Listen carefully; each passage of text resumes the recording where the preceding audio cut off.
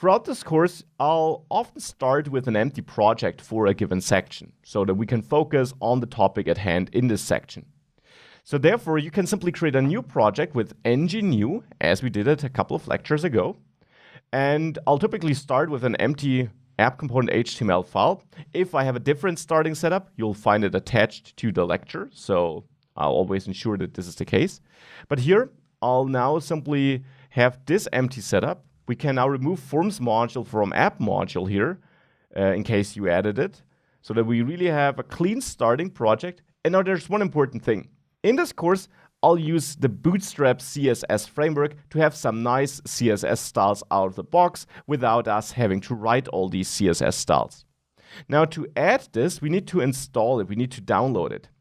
We can do this by quitting this development server with Ctrl+C and then installing it with this npm tool, this node package manager, by running npm install --save bootstrap, and now that's important, add free to install version 3, which is the version I use in this course.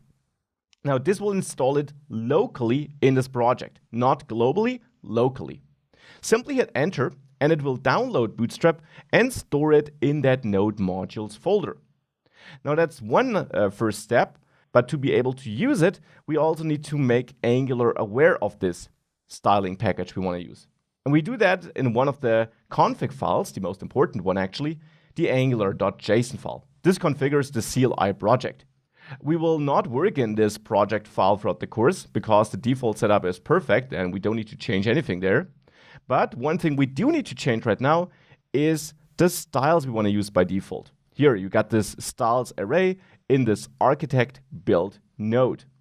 Now it already has one entry, source styles CSS. This is a file you can use to define some global styles you want to use application-wide. So you can enter any CSS code here, and it will be used in every Angular component. But in my case, I will add another import prior to that source styles CSS import, so that we could overwrite it within this file. And now here we need to point to node modules, so to this node modules folder we got there. And there, if you scroll down a bit, there are many dependencies because you also have dependencies of dependencies here. If you scroll down a bit, you'll see Bootstrap. And in there, you find a dist folder, a CSS folder, and there the Bootstrap CSS file, or to be precise, there also is a bootstrap.min.css file, just hidden a bit by my IDE.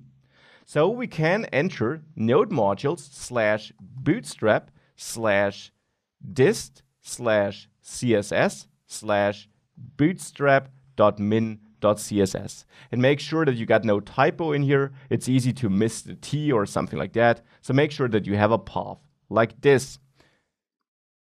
Once you added this path here, save your package.json file and rerun ngserve to load this new configuration. As I said, you don't really need to change anything else here. The default configuration should work perfectly.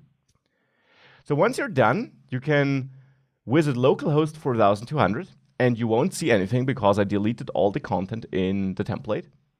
But if you access elements then in the developer tools, you should see that in the head section, there are two styles imports, and the first one should be Bootstrap 3.3.7. Now, this is the import you need there, and with that, everything we do in the course will look correctly. Now, one last change. In the app component, I'll also get rid of whichever property we have here. With that, the starting project is prepared. You can always use that at the beginning of a new module, and important, you also saw how you can add your own styles.